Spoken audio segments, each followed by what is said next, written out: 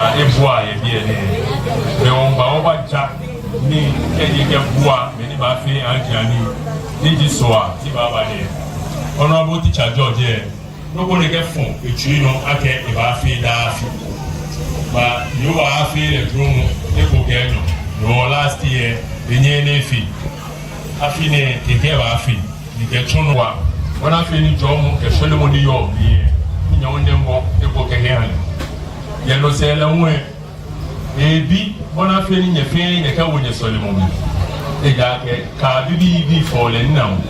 Partially, yes, I get it. You does it. And if you feel theatrical, no matter she will fight. Baby nature, the only Solomon, the 5.1 years. One of any non way tower, they can't, in national. They faith in again, there are no. Oh, yes, Fabionale.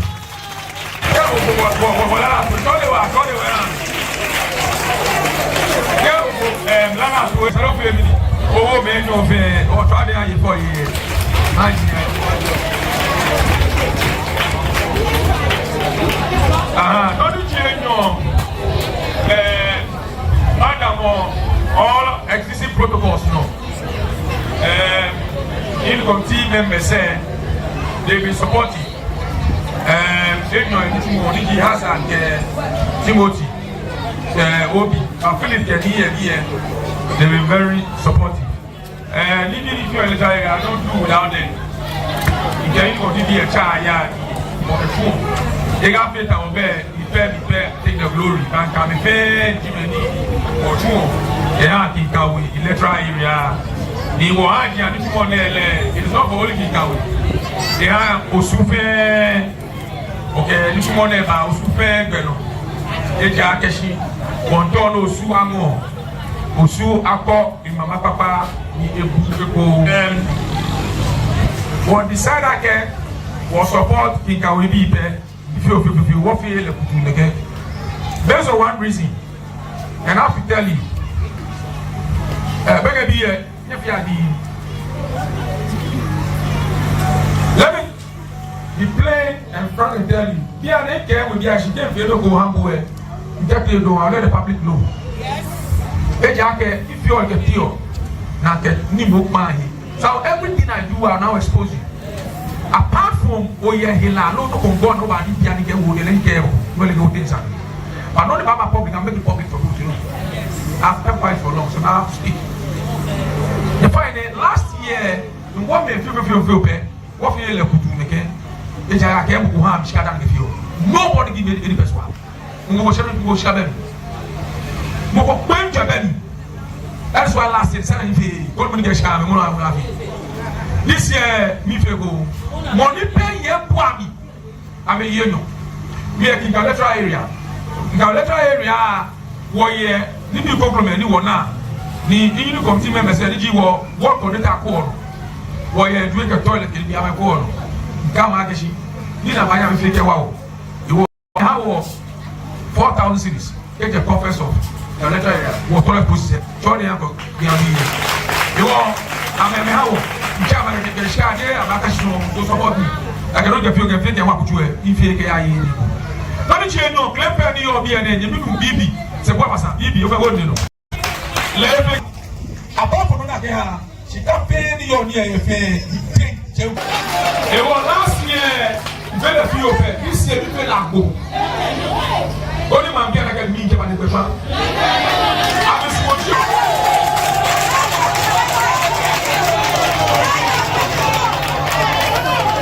Not yes, sir.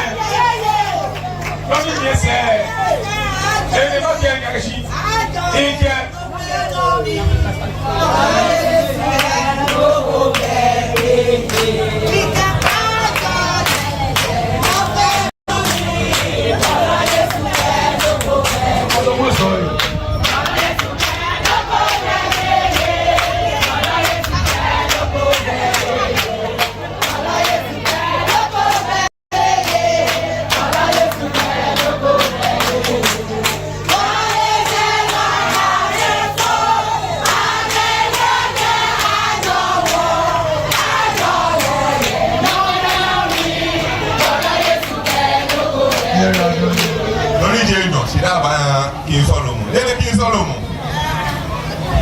said, "No, you want to let you." Obi and someone like King Solomon. The reason why King Solomon, the more can you do it to me? In fact, the more can drone and red jolly. Maybe you make out that you know quite a thing. But when they turn it, you year solo. The reason why I didn't get solo 5 years ago, and I know what they know going to turn the book. We are going to suffer or more chatty. They get $20 about Osu. Lumi say ne say ke ne ke yi ne ba be ko le wa ka o fe o mo se pe wa ya ga wa pe yi Osu ye anu e shimene e ani me shon abako Osu ye ni afina no ju so ani ba ne e ba fe so nko to be ne kenye because I invite me different na ba na ba we so she fe say ni so le mo jino ni eyan to be ne ko ni ye so le na le because ka ke ni bi ni be no je no ko video o panye pai ni we bi she mo e ni so le mo jino ni eyan re won da ni fe akena fo ni ate ni fe yin ba akenye ba ko yi fe won da ni she ko to ano mo ko me ka mi se da me ne o ba se Osu ni am ni honorable Joyce Jasmine Mark ha na Christmas ne e fe no ko fe fo ni ko die ko ni no ko ni fo fe mo da ben sa fle ni wo pe di beni ina na fe no ko ni fo fe mo man be mi se wa renche me ne no wa na so wo nya wa aka de me fe ni fe na kai aka mo ko ba ha e na ike e se afi be ni ta ke le ben kenye aye anya ele eke ni bi na ke yo yele alo aka fi okusun e ya man bi o man bi e pie bi ne ma chi ben ka me no ka ma sa me ba na wo no ko ni mbodi mani abra mbe di king do ma TV fane bon acho mi na ajele won tun me ne shita mo wo yo e bi ne mo na shita mo no wota e bi ke sha fi ayo aji ayele the honorable George ke she aji an bi eja yele ke wo ro ke ni bi ni ke chion aji ayele e ise won an mo na gine wota she e bi wo mo na gine ke ana wo e bi wo ba e aji an yele mo ka fe aji an mo bi ani loko ni nfi alo le pe ni fun kan o honorable George yele pe fi o mo ko fe mi no yo le pe o wo ka shida hale won ke la ke iradon wa mo amu emi ni ela gbogbo afo ehi emu ite che mi wo sa fi ese adon na kan no jo mo ke e ba ese ke bi ke nga ke wo ku me fai o ka jino ni wo ke hale hi wale e jo mo ke nile onye na ajele igwe e do tin me ma chi benke o mi ko mi ben ni fam body mani abla ni shita mo onye Jeremy sa bum do yo ke mo ye fa no ni mi yo ke mo di ake afi eyi ebu awo ha wo di bi fi bo na afi ni wa fi ele ahun wo ka chi wo ha nya isa na no kware sande e bo mu de ha wo wa adenche ni kini ni mo ko ba ko ni ba afi ni kedu George ko meto pe ni fi oni wo ka he wo he wale kenya mo fi eze ni mo de cha mo emi ngwa ha na nye kala fo ko yo wulu ani ba na nye fi ha wo da afi na no ni pe wo fo ni body mani brown fane e ti hote ya jogba de me pena sanegba ni ame ya keshi ona bo mo den ke ha fi mo ni fi oni yele ja ke oro wo lo ke da ke bi de pa ke chi mo se da kan ni ujinu pa jinu ko ni ifon fi mo lo no ele ifo modern wife oda ni je lo pe won jinu le fi e wa gbe ke bi e ko be ke bi pure mass school fees e ko amelo ni yeli mi me ni be wa le fe ka me hospital ke mo ko gbo po denche enye wo body ka ya hospital e participator ye la mo ke ni bi pia mi le no we ke duku wo ko ba we bo modern wa no na nko e ka tenu e cha no no me fi wo mi na wo yo ke ha mambie ni sana me wala na me piale kono no sana itawone e ba mi ale borado achoni estamausi imbi ameje ashon kojowe last year woye wonye ku eji star kwa de won ko tolu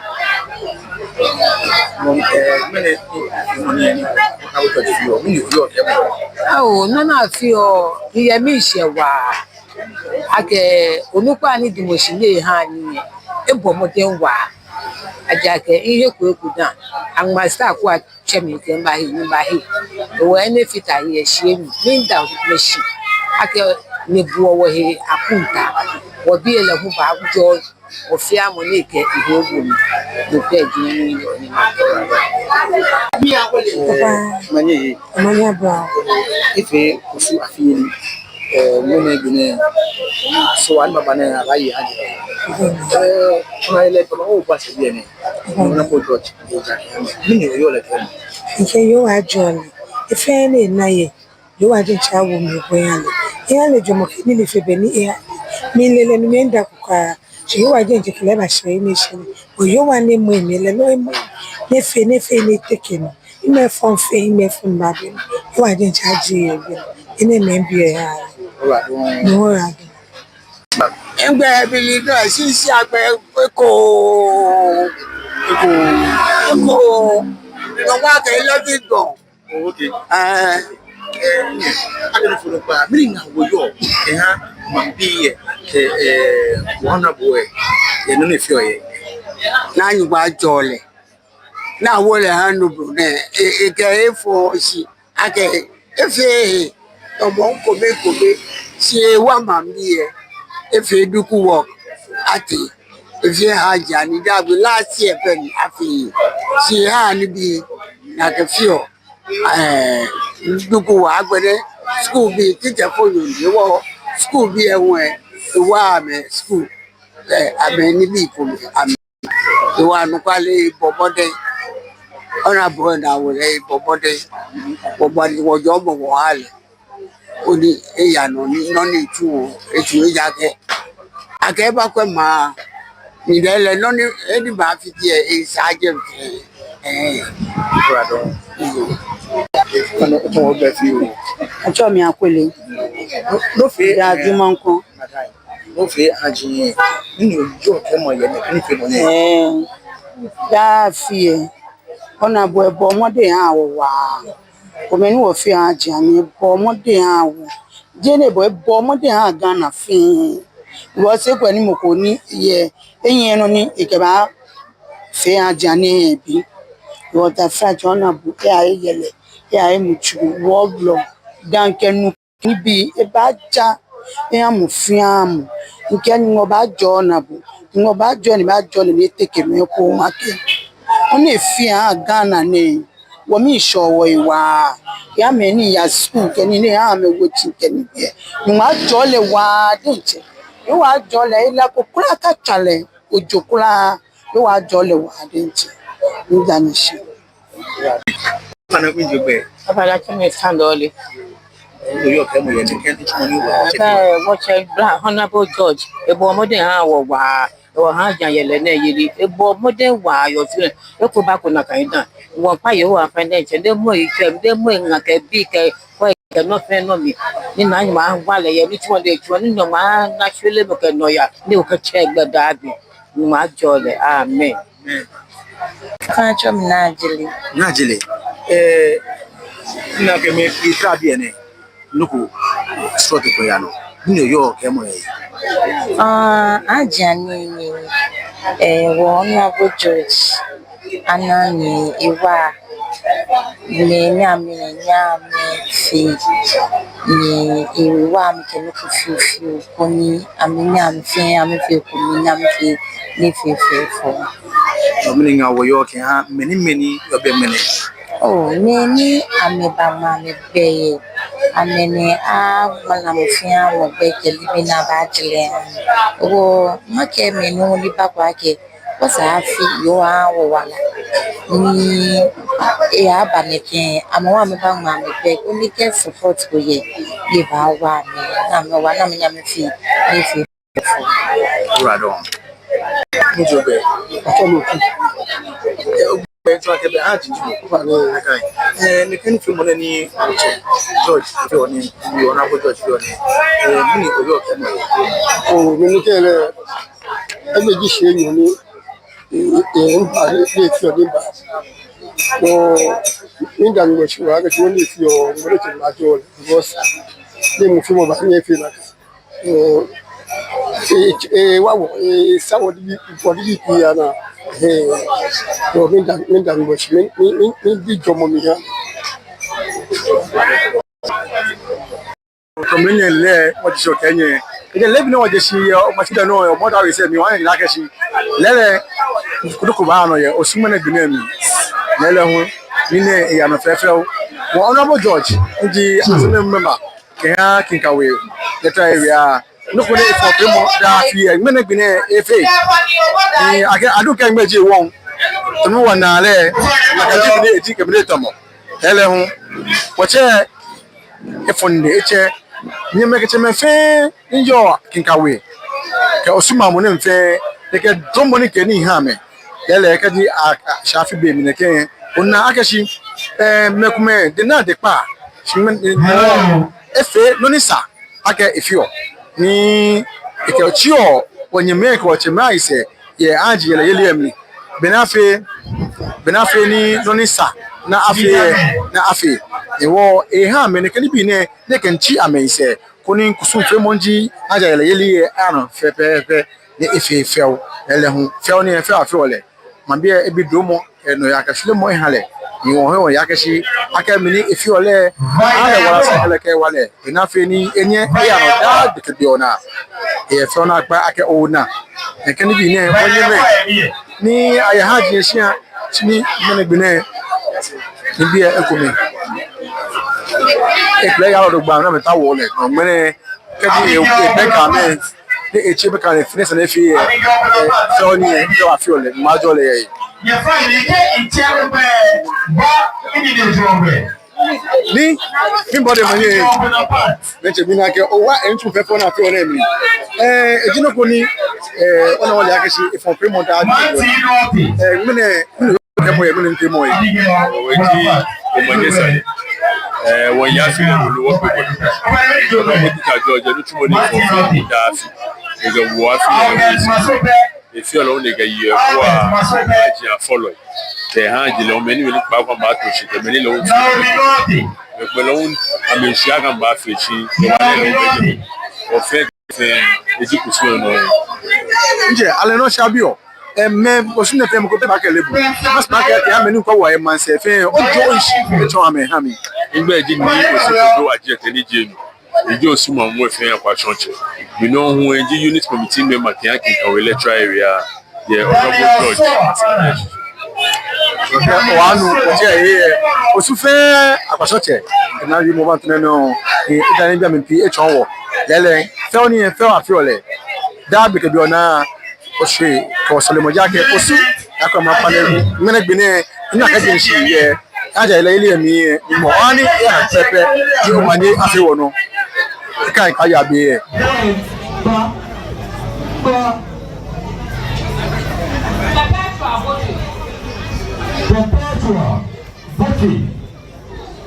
Perpetua Boti.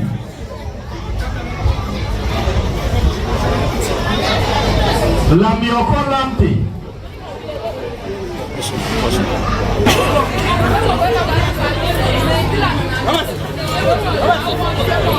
Bien.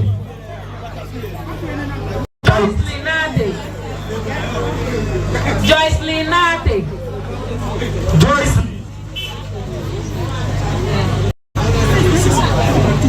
Mary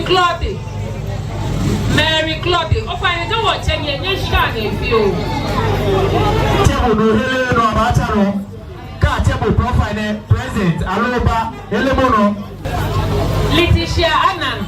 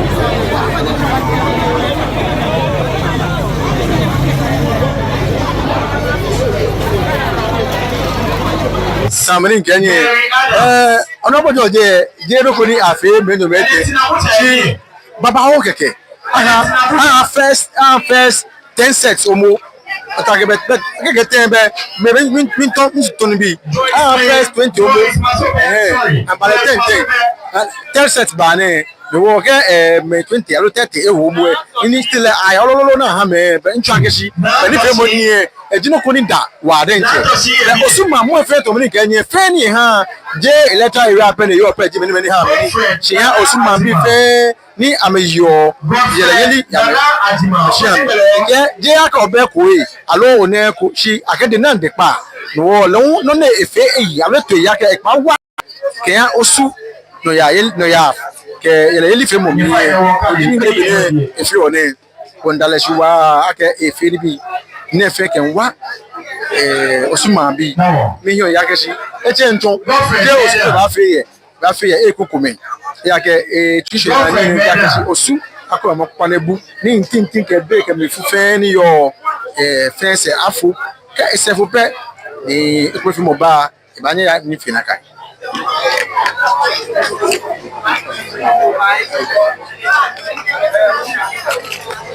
no tamlo na le ya moni ale ni ke ni ewo eni ni ken ya ewo ni ke ni nnu enye je no pe kwa na mkunye yele be muchuru ke dan ke yele fitai ni bi na ke fio ni efe fitai machi benke nya ho e ke am no ko fio nya ho bi no yo ke mo ye ni ke ni no ni market yo wa jolly ya le wala sekele ke wala aji ni fe mo kan se apo ke mo ko we je ska ne ke nwa akesu wo ke fe hanja ni mi nda le se agu yo wa la wala sekele ke wala mi ne ke nte hanji siete fe ko enu enyo na gbe na yu ko me ke yo ko mi ti yo emi be ono ni ko le dinu ma jolly ni lo we na to mo be ni na ka no e ha ne no fa no aya wo e ha ni e ra do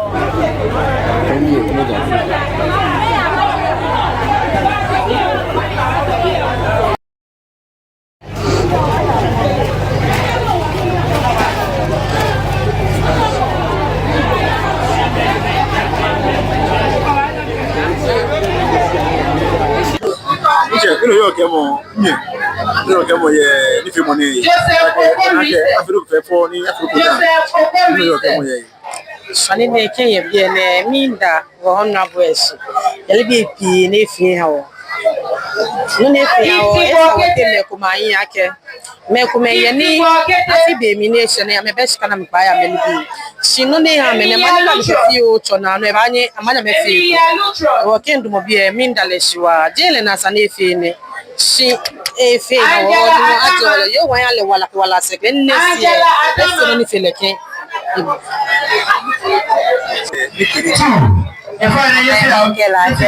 Jolly. No was a one for while I had it. Then you feel beneath our while I say chili. While I'm near faith in a kind of beneath you, or won't be while I had it, while like a small while. So you're looking in any honorable to oh one count about my jolly. Magbele Valley, on my body. Can I stay here? Magbele Baba, oh, only. Men support the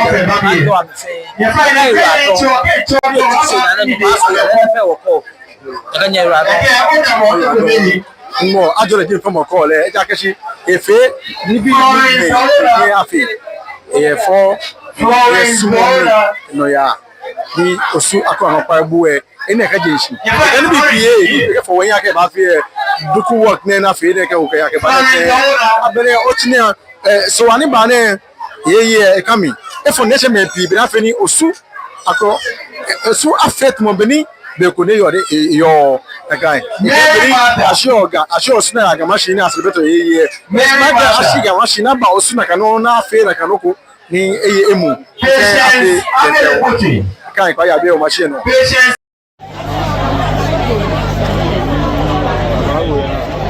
Oh, Dabi. La TV official here. Ajela to Abakwe say. La TV official here. Obake. When you be a social media handles Facebook, ke TikTok oba ke la TV official Osu official Noteme Omashi TV ye fine any ase ke job ke oba inini beku ke Jimmy che oba Naomi Badu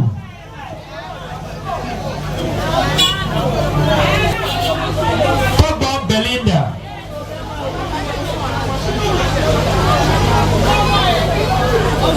Abigail Rista Charity Asari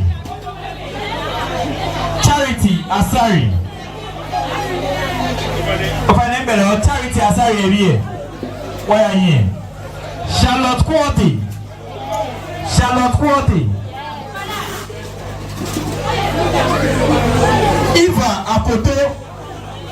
Eva Akoto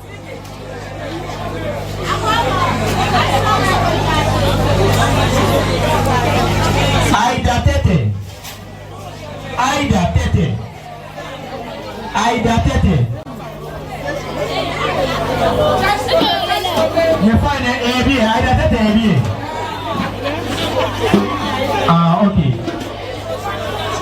Aida Tete AB okay Annabelle Papo Dominic Kenye Sister Abang Sister Abang Sister Abang here so ani ba ne ndi so a ni ba ne wona ke wa so Elizabeth Kwashi ni ajo anja ile fe fe ha Elizabeth Kwashi wona ke fi o anja ni be mo Honorable George Elizabeth Kwashi ni efo nature me Peter ni Kenye wo e ba fe dey e fe fo do ba take omoda we say no Joanna Odonko why ya be ni na meninga ye fere mo ko kra ba ai Belinda Ai Manoa